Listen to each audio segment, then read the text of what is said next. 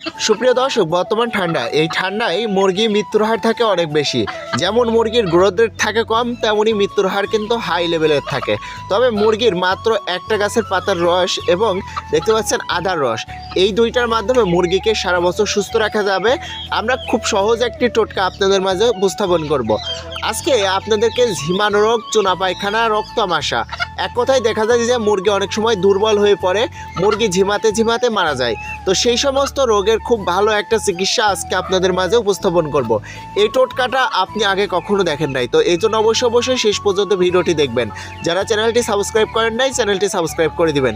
তো দেখেন, এই যে একটি আদা, এই আদা হচ্ছে মুরগি ঠান্ডা এবং অনেক সময় দেখা যায় যে মুরগি হা করে শ্বাস নেয়, অনেক সময় দেখা যায় যে মুরগি একেবারে মৃত্যুর পথযাত্রী। তো সেক্ষেত্রে যদি আপনারা আদা খাওয়ান, আদা খাওয়ালে মুরগি খুব দ্রুতই ঠান্ডা রোগের চিকিৎসা খুব দ্রুতই ঠিক হয়ে যাবে।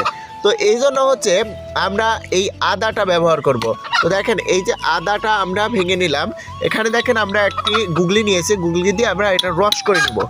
আমরা এখানে একটা পাতা এবং আদা দুইটা মিশ্রিতে আমরা সুন্দর একটি ওষুধ তৈরি করব, যা আপনাদেরকে এখন খুব সুন্দরভাবে দেখাবো এবং আপনারা কিন্তু খুব সহজেই শিখে নিতে পারবেন, যার মাধ্যমে মুরগির মৃত্যুর হার থাকবে 0। তো অবশ্যই আপনারা শেষ পর্যন্ত ভিডিওটি দেখবেন। তো দেখেন, এখানে হচ্ছে আমরা আদার রসটা করে নিলাম। তো দেখেন, এখানে হচ্ছে আমরা হাফ লিটার পরিমাণ পানি নিয়েছি। এই পানির মধ্যে আমরা এই যে আদার রস করলাম, এই আদার রসটুকু আমরা দিয়ে দিলাম। দেখেন, সুন্দরভাবে দিয়ে দিলাম। এর পরবর্তীতে থাকে এই যে পাতা, এটা হচ্ছে পেঁপে গাছের পাতা। এই পেঁপে পাতা হচ্ছে আমাদের মুরগি অনেক সময় দেখা যায় যে ঝিমায়, চুনা পায়খানা করে এবং রক্ত আমাশা দেখা যায় অনেক সময়। এই শীতে ঠান্ডায় কিন্তু এই রোগগুলো সব থেকে বেশি হয়ে থাকে।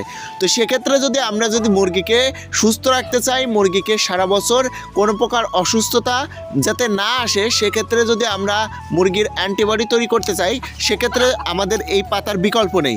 তো এই পেঁপে পাতা হচ্ছে আমাদের মুরগির ঝিমানো এবং চুনা পায়খানার জন্য খুবই কার্যকরী। আর এখানে দেখতে পাচ্ছেন যেটা, এটা হচ্ছে আদা, এটা হচ্ছে ঠান্ডা রোগের জন্য। তো আমরা দেখেন এই যে সুন্দরভাবে পেঁপে পাতার রসটা করে নিব। তো আপনারা পেঁপে পাতার রসটা ব্লেন্ডও করতে পারেন, অথবা আপনারা যদি পাটায় বাটতে পারেন সেটাও করতে পারেন। তো দেখেন, এই যে সুন্দরভাবে আমরা পেঁপে পাতার রসটা করে নিলাম। এই পেঁপে পাতার রস অবশ্যই আপনারা 1 চামচ নেবেন হাফ লিটার পানিতে। দেখেন, পেঁপে পাতার রসও কিন্তু আমি দিয়ে দিলাম। টোটাল আমার 2টা জিনিস এর মধ্যে গেল, একটা পেঁপে পাতা এবং আর একটা আদা। এই 2টা জিনিস দিয়েই আমি আমার মুরগিকে খুব সহজেই কিভাবে সুস্থ রাখছি সেই পদ্ধতি কিন্তু আপনাদেরকে দেখাচ্ছি। তো দেখেন, এই যে এখানে আমি ছোট্ট একটা পাত্রের মধ্যে পানি নিলাম। এই যে পেঁপে পাতা এবং আপনার আদা, এই 2টার রস মিশ্রিত পানি নিয়ে এই দেখেন আমার মুরগিকে খেতে দিলাম। মুরগি কিন্তু খাচ্ছে। তো এভাবে কিন্তু আমরা আমাদের মুরগিকে খুব সহজেই সুস্থ রাখতে পারবো। এবার আপনারা অনেকেই প্রশ্ন করেন যে ভাই, এগুলো কি কার্যকরী?